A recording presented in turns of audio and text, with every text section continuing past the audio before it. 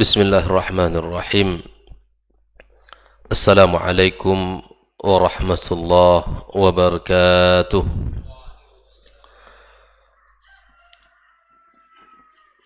Innal hamdalillah nahmaduhu wa nasta'inuhu wa nastaghfiruhu wa nastahdihi wa na'udzu billahi min shururi anfusina wa sayyiati a'malina. Man yahdihillahu fala mudilla lahu wa man yudlilhu fala hadiya lahu.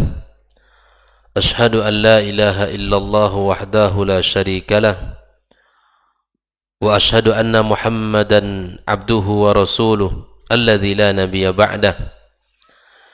Ya ayyuhalladzina amanu taqullaha haqqa tuqatih wa la tamutunna illa wa antum muslimun.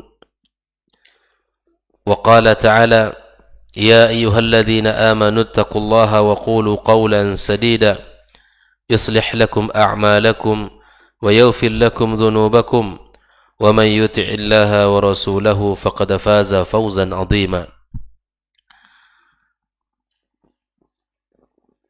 Allahumma 'allimna ma yanfa'una wanfa'na bima 'allamtana wa zidna ilma. Jamaah salat subuh Masjid At-Taqwa Indo As-Sakinah Pekanbaru rahimakumullah. Alhamdulillah, bersyukur kita kepada Allah Subhanahu wa taala. Pagi ini kita diberikan kesehatan, kesempatan serta keimanan. Kembali kita duduk di majelis yang mulia ini membicarakan tentang sesuatu yang sangat mahal dalam kehidupan kita, yaitu pembicaraan tentang akidah dan keyakinan, di mana akidah yang benar akan menjadikan kita kokoh. Akidah yang betul sesuai dengan apa yang dituntun oleh Allah dan Rasul-Nya membuat kita menjadi orang-orang yang senantiasa hanya takut kepada Allah Tabaraka wa Ta'ala dan hanya berharap kepadanya. Tidak akan membuat kita lemah dari ancaman-ancaman orang ataupun sifatnya gangguan-gangguan dan keburukan-keburukan yang akan ditimpakan kepada kita dari orang-orang yang senantiasa yang menakut-nakuti kita. Namun ketika kita memiliki akidah yang benar, kita yakin tidak ada yang bisa menolak mudarat yang mereka berikan kecuali Allah Tabaraka wa Ta'ala, dan tidak ada pula yang bisa mendatangkan manfaat sekecil apapun atau sebesar apapun kecuali Allah Subhanahu wa Ta'ala. Maka kita akan menjadi orang yang bahagia, menjadi orang yang nyaman di dalam menjalankan kehidupan dan aktivitas. Kita berharap kepada Allah Subhanahu wa taala ilmu yang kita pelajari, ilmu yang bermanfaat dan menjadi pengawal dalam kehidupan kita dan penerang dalam perjalanan kita. Salat dan salam untuk Nabi kita tercinta sallallahu alaihi wasallam. Allahumma salli wa sallim wa barik ala Muhammad. Mudah-mudahan selawat yang senantiasa kita ucapkan menjadi bukti cinta kita dan kerinduan kita kepadanya. Dan mudah-mudahan Allah Subhanahu wa taala mengumpulkan kita bersama Rasulullah sallallahu alaihi wasallam di hari kiamat kelak. Kembali kita melanjutkan pembahasan tentang 200 tanya jawab seputar keyakinan dan keimanan. Pada pertemuan sebelumnya kita akhiri pada pertanyaan yang ke-184 yang terkait dengan hukum at-tatayyur. Sedikit kita mengulas kembali tentang at-tatayyur. At-tatayyur adalah sebuah sikap sial yang didapati oleh seseorang, baik itu diakibatkan oleh penglihatan, oleh pendengaran, atau sesuatu apapun yang diyakini dari lambang, dari angka-angka, atau dari simbol-simbol tertentu. Hal itu akan membuat dia merasa sial dan tidak mendapatkan kebaikan. Maka itu Rasul sallallahu alaihi wasallam menyebutkan at-tiyaratu syirkun, at-tiyaratu syirkun. Tatayyur atau tiara itu adalah sebuah kesyirikan, dan at-tiyara itu adalah sebuah kesyirikan. Sehingga Ibnu Mas'ud radhiyallahu taala anhu menyatakan, wa ma minna illa, tidak ada orang yang terlepas dari perasaan. Misalnya kalau kita lakukan ini, kita akan begini. Atau kita misalnya melihat ini, maka kita akan dapatkan seperti ini. Barangkali ini dalam setiap orang itu ada. Sampai Ibnu Mas'ud mengatakan, wa ma minna illa, tak ada orang yang tidak pernah merasakan itu, dan tidak ada orang kecuali di hatinya ada terbesit hal-hal seperti itu. Maka apakah obat dari penyakit tatayyur? Ya, walakinnallaha yudhibuhu bitawakkul. Kuatkan tawakal kita kepada Allah. Kalau ada bisikan-bisikan, kalau ada lintasan pikiran ataupun hati kita terhadap sesuatu yang ini mendatangkan mudarat, ini manfaat, atau kita lakukan sesuatu ini adalah sesuatu yang kurang pas dan seterusnya, maka tawakal kepada Allah mesti ditingkatkan. Seperti contoh di dalam banyak hal tatayyur di dalam agama kita, seperti meyakini sebuah angka tertentu membawa kesialan, atau nama tertentu membuat anak ini senantiasa sakit, atau kalau berangkat dalam jam ini di hari seperti ini kita tidak akan mendapatkan kebaikan, dan seterusnya. Atau misalnya melakukan sebuah resepsi pernikahan di bulan ini, pada hari ini, jam ini, itu tidak mendatangkan keberkahan. Ini semua tatayyur. Atau meyakini seseorang yang datang ke sebuah tempat, kemudian merasakan bahwa tempat itu tidak lagi ada kebaikan. Ini seperti contoh yang kita ambil, bahwa Musa ketika diutus oleh Allah Subhanahu wa taala di Mesir, maka Firaun mengatakan ya bahwa Musa dan kaumnya ini membawa kesialan. Nah, ini tentu tidak benar. Ini tentu tidak benar. Dan banyak hal yang merupakan bagian dari at-tatayyur, dan itu tidak benar. Kata tatayyur sendiri, Ibnu Qayyim menyebutkan ini adalah kata tayr. Dulu di zaman jahiliyah mereka melepaskan burung setiap kali ingin melakukan hajat. Misalnya kalau burung itu berangkat atau pergi arah ke kanan, disebut sebuah keberuntungan, atau ke sebelah kiri mengarah, ini sebuah kesialan. Hal-hal seperti ini dalam kehidupan kita mesti ditinggalkan, karena ini adalah at-tatayyur, dan tatayyur itu adalah dilarang. Nah, bagaimana kalau ada orang yang mengurungi niatnya, tidak jadi melakukan sesuatu dikarenakan ada tatayyur? Maka suatu ketika ada seorang yang bertanya kepada Rasul sallallahu alaihi wasallam. Ya, hadis ini riwayat Imam Ahmad dan kitab Musnadnya. Abdullah ibn Amr mengatakan, man raddathu tatayyur at-tiyara an hajatihi. Ada orang yang mengurung niat, tidak jadi melakukan sesuatu dikarenakan ada keyakinan tadi. Faqad asyrak, maka sungguh dia telah melakukan kesyirikan. Qalu wa ma kafaratu dzalika? Lalu kemudian mereka berkata, apa kafarat dari hal yang seperti ini, dari perbuatan ini? Maka hendaklah kita qal an taqul Allahumma la khaira illa khairuk wa la tayra illa tayruk wa la ilaha ghairuk. Ya Allah, tiadalah kebaikan kecuali kebaikan kamu, dan tiadalah yang meyakini benda-benda yang membawakan kesialan kecuali itu adalah makhlukmu, ya, wala ilaha ghairuk, dan tiada ilah yang berhak disembah kecuali engkau. Ada tiga hal yang kita yakini.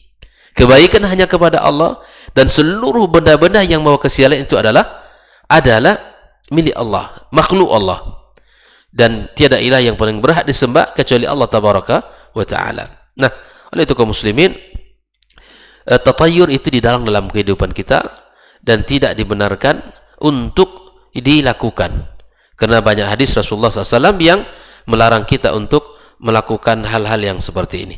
Inilah secara singkat pengulangan dari pembahasan kita pada pertemuan sebelumnya. Bagi ini adalah pertanyaan yang ke-185 tentang al-ain, hukmul ain. Ain artinya mata. Ain di sini yang kita maksud adalah di mana sebuah penyakit yang disebabkan oleh pandangan. Penyakit yang disebabkan oleh pandangan. Karena al-ain para ulama itu hak, nyata adanya. Sebagaimana Rasulullah SAW katakan, al-ainu haqqun. Penyakit ain itu adalah hak. Apa sebab datangnya penyakit ain? Adalah dari iri hati, dengki yang ada pada diri seseorang.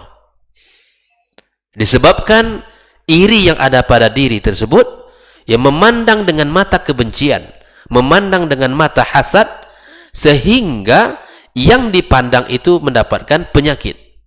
Bahkan sebagian para ulama, ya, penyakit ain tidak hanya ada pada makhluk, pada manusia. Misalnya dipandang si fulan dengan mata hasad, iri oleh seseorang, bukan hanya pada manusia, bahkan pada benda mati sekalipun itu akan bisa terjadi. Pada benda mati sekalipun, disebabkan pandangan iri hati yang hasad tadi, itu akan menimpa benda-benda mati sekalipun. Bukan hanya manusia yang sakit, jatuh sakit dan seterusnya, tapi benda-benda mati pun akan bisa terkena penyakit ain.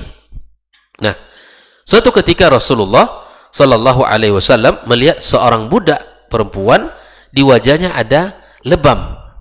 Maka Nabi mengatakan, istarqu laha fa inna biha an-nadhra. Ruqyalah wanita ini, budak ini, karena ada sesuatu disebabkan oleh pandangan. Nabi tahu kalau yang ada pada wajahnya itu adalah disebabkan oleh ain. Wa qalat Aisyah radhiyallahu taala anha, amarani an-nabiy sallallahu alaihi wasallam atau amara an-nabiy ay yastarqiya min al-ain. Nabi menyuruhku, kata Aisyah, untuk meruqyah orang yang terkena penyakit ain. Atau Nabi SAW menyuruh meruqyah yang terkena ain. Ini salah satu cara mengobati ain itu diruqyah. Diruqyah oleh ahli. Dan hati-hati di dalam memilih ustadz yang bisa meruqyah. Karena banyak sekali hari ini dia berlaga ustadz, artinya dia memang mengatakan dirinya ustadz, ahli ruqyah, tapi kemudian yang digunakan bukan ayat Al-Quran, bahkan mengobati itu dengan jin. Bahkan masuk pula terkadang di beberapa satu televisi kita lihat bahwa bisa mengobati orang yang kerasukan jin dengan jin. Mana ada orang yang bisa melihat jin, kemudian dia mengatakan dengan informasi-informasi yang dia dapatkan. Maka mengobati ruqyah, mengobati orang yang penyakit ain itu adalah diruqyah. Apa sebab orang bisa mendapatkan penyakit ain selain dari yang kita sebutkan tadi, sebab di mana pandangan yang disebabkan pandangan yang penuh dengan hasad, maka cara mencegah dari penyakit ain adalah yang pertama, hiasi diri kita dengan tawadu kepada siapapun, akhlak yang mulia kepada orang-orang yang terdekat, kepada orang-orang yang ada di sekitar kita. Hiasilah diri kita dengan akhlak yang mulia, dengan bertawadu kepada seseorang. Karena Nabi kita sallallahu alaihi wasallam mengatakan, tidak ada orang yang tawadu karena Allah kecuali Allah angkat derajatnya. Yang kita cari adalah pandangan Allah, bukan pandangan manusia. Yang kita inginkan ridhonya Allah, bukan ridho manusia. Yang kedua, agar kita bisa menahan diri, tidak suka untuk mengumbar-umbar foto. Misalnya foto dirinya, foto istrinya, foto anaknya. Sebuah kasus yang terjadi di mana sebuah pernikahan dalam kehidupan rumah tangga yang awalnya hidup harmonis, bahasa orang samawa, sakinah mawaddah warahmah, tidak ada masalah. hidup nyaman, berjalan rumah tangga secara baik. Tapi ternyata satu ketika ada salah satu dari pasangan ini ya mengumbar foto di Facebook, lalu kemudian dilihat karena kelihatan mesra, kelihatan indah, ada orang yang di hatinya penyakit iri dan hasad dipandang dengan pandangan hasad, sehingga kemudian pasangan ini berantakan, rumah tangganya hancur, bahkan berpisah. Jangan mudah untuk mengumbar foto-foto kita, ya, foto diri kita, foto keluarga kita, bahkan foto anak kita. Cukup kita yang menikmati keindahan itu. Jangan mudah untuk kita ya, share dan kita sebarkan. Bahkan hari ini subhanallah, pasangannya, keindahan, kecantikan pasangannya pun dengan mudah menjadi ya untuk disebar oleh sebagian orang. Waliyadzubillah. Tentu ini perkara-perkara yang harus dijauhi dan dihindari. Ya, yang ketiga, tidak suka untuk mengumbar atau membicarakan kesuksesan, usaha, kemudian keberhasilan di dunia maya. Cukuplah kita tahadus bin ni'mah dengan mengucapkan alhamdulillah, ada rezeki kita infakkan, kita bantu orang-orang yang susah. Tidak perlu kita umbar, tidak perlu kita sebarkan melalui Facebook, ya, melalui status WA dan seterusnya, karena itu akan bisa mengundang dalam sebuah kalimat likulli ni'matin mahsud. Setiap nikmat itu ada penghasutnya, penghasadnya. Setiap nikmat ada orang yang hasad. Maka tidak semua nikmat yang kita miliki, yang kita dapatkan itu kita umbar kepada orang, apalagi kepada orang yang tidak kita kenal. Tapi ada orang kita kenal, alhamdulillah Ustaz, alhamdulillah akhi, saya tahu saya dapat alhamdulillah nikmat dan saya berikan ini untuk kaum muslimin yang butuhkan. Ini tidak ada masalah. Ini dianjurkan tahaddus bin ni'mah. Tapi kemudian dengan kenikmatan, kesuksesan, keberhasilan yang dia dapat diumbar di media massa, diumbar di Facebook, kemudian di status WA dan lain sebagainya, dari media sosial, maka ini akan mengundang ya ain yang kita bahas pada pagi ini, mengundang penyakit ya ain yang sedang kita bahas pagi ini. Nah, inilah beberapa cara agar kita terhindar dari penyakit al-ain yang disebutkan oleh Rasulullah sallallahu alaihi wasallam. Maka hadis-hadis yang berbicara tentang ain dan bagaimana cara mengobatinya adalah hadis-hadis yang sahih, ya. Kemudian kita yakin bahwa Allah Subhanahu wa taala bisa menyembuhkan dari penyakit ini kalau kita bersama-sama untuk ya meruqyah dan mengobati dengan secara syar'i biidznillah. Allah Subhanahu wa taala menyebutkan salah satu bentuk ya apa yang dilakukan dari pandangan hasad oleh orang-orang kafir. Allah Ta'ala mengatakan wa iyyakadul ladzina kafaru la yuzliqunaka bi absarihim lamma sami'u dzikr.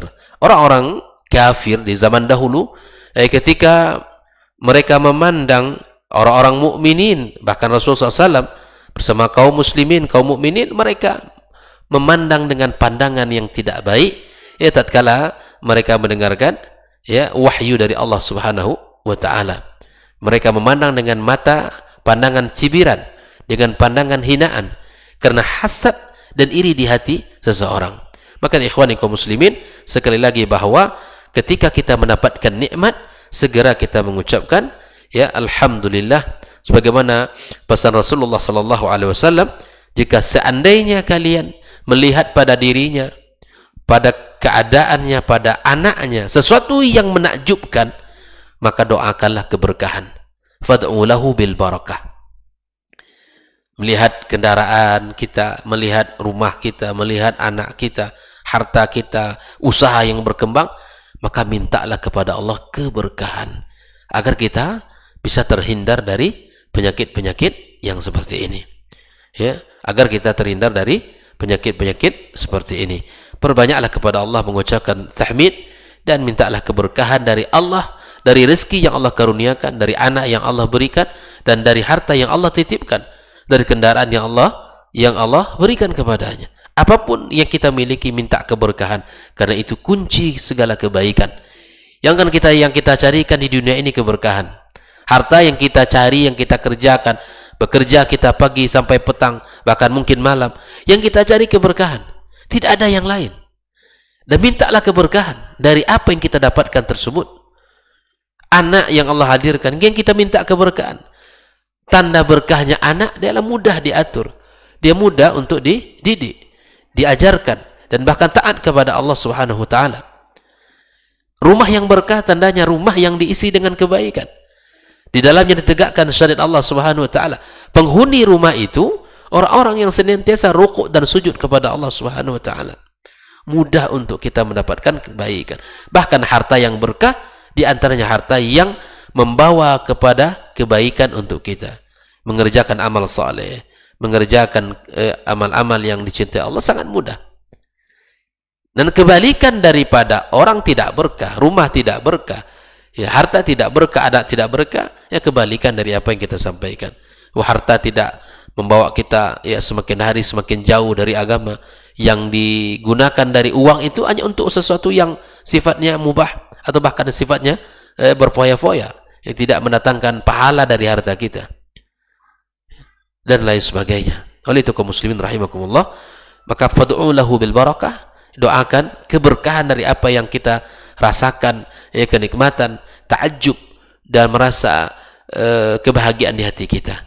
Bukan pantas untuk kita umbar, kita sebar, kemudian kita berikan informasi ini kepada orang. Ingat bahwa setiap nikmat ada orang yang hasad ya, dari apa yang kita ceritakan. Maka berhati-hatilah menyampaikan sesuatu, jangan mudah untuk menceritakan kepada orang, kecuali orang itu amanah, orang itu tahu kita, ya, orang itu tahu dengan iman, dengan akhlaknya kita ceritakan, insya Allah tidak akan mendoakan keburukan untuk kita. Hati-hati kepada orang yang hasad, karena ketika dia mendengarkan itu, dia akan berdoa kepada Allah, cabutlah nikmat itu, pindahkan nikmat itu kepada saya. Itu orang yang hasad. Bahkan dia akan mendoakan keburukan untuk anak dan keluarga kita. Ini sikap yang harus kita fahami bersama di zaman seperti ini. Apalagi dengan mudah hari ini kita ya untuk mengupload sesuatu di status kita dan seterusnya. Nah, ini sebuah nasihat untuk kami dan kita semua kaum muslimin dimanapun berada, khususnya kepada kita yang hadir dalam majelis ini, agar kita berhati-hati di dalam mengupdate status dan ya mengupload foto-foto di dalam ya status, dan baik itu WA maupun Facebook kita. Semoga Allah Subhanahu wa taala berkahi kita dan Allah jaga kita, keluarga kita dan anak keturunan kita dari penyakit ain ini, karena penyakit ain itu nyata adanya. Berhati-hatilah terhadap anak. Bahkan kita sekali lagi untuk melihat anak-anak kecil, ya katakan Masya Allah, Allahumma barik lahu. Ada anak-anak yang Masya Allah kita senang sekali, anak-anak yang membahagiakan hati kita, mata kita rasanya enak melihatnya. Maka doakan keberkahan dia, Allahumma barik lahu, agar terhindar dari penyakit. Ada kendaraan misalnya, kendaraan kita, Allahumma barik li, ya Allah berkailah rumahku, kendaraanku, hartaku ini, agar semua itu terjaga dari penyakit ain yang kita bicarakan hari ini. Wallahu ta'ala alam. Semoga Allah berkahi pertemuan kita dan Allah jaga kita sekali lagi dari segala keburukan dan segala kemaksiatan. Subhanakallahumma wa bihamdika asyhadu an la ilaha illa anta astaghfiruka wa natubu ilaih. Wassalamualaikum warahmatullahi wabarakatuh. Orang yang keluar dari rumahnya menuju rumah Allah untuk menuntut ilmu syar'i, maka sungguh dia sedang berjalan di jalan ilmu, dan itu akan memudahkannya untuk menuju surga Allah Subhanahu wa taala. Man salaka tariqan yatlubu fihi ilman salaqallahu bihi tariqan min turuqil jannah. Barang siapa yang menempuh sebuah jalan yang ditempuhnya adalah jalan menuntut ilmu, maka Allah akan mudahkan jalannya untuk menuju surga Allah Subhanahu wa taala. Orang yang berangkat ke masjid untuk menuntut ilmu syar'i dianggap sebagai jihad fi sabilillah. Nabi alaihi salatu wassalam bersabda, "Man dakhala masjidana hadza", barang siapa yang memasuki masjid kami ini, yakni Masjid Nabawi, liyata'allama khairan, untuk belajar atau mempelajari kebaikan, au yu'allimuhu, atau dia mengajarkan kebaikan. Kal mujahidi fi sabilillah, adalah seperti orang yang berjihad di jalan Allah.